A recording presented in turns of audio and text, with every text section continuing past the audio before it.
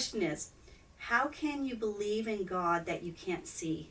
So good. I remember that's such a good question. How can you believe in a God that you can't see?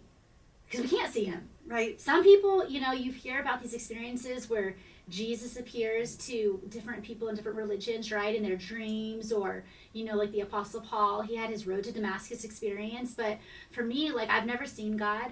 I've never heard the audible voice of God, right? I've felt his presence. I've definitely seen signs. I know that he speaks to me, but it's like, how do you believe in a God that you can't see? And what I have found is, yes, of course, faith, right? We believe in the resurrection of Jesus Christ, right? It does take faith.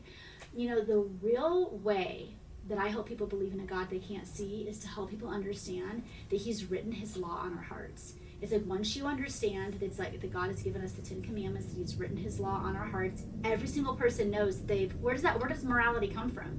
It's like, how do we know that we are breaking God's law? Well, he's given us a conscience. And so it's just like the very fact that we all have a conscience means that God's written his law on our hearts.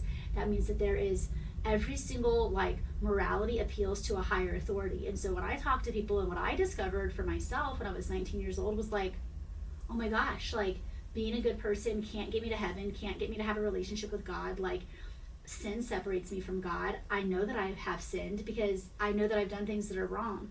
And that, Gabriella, coming face to face with your conscience, right? The law that God has written on your heart is the first step to having a relationship with God that you can't see. Because you can't see God, right? And you can't really even experience the kingdom of heaven until you're born again. But he's written his law on your heart. And so for me, the start of me knowing God for real, and I do know God. I've never heard the audible voice of God, but I have felt his presence. I have heard him speak. He speaks with me. He lives with me. He lives in me every single day.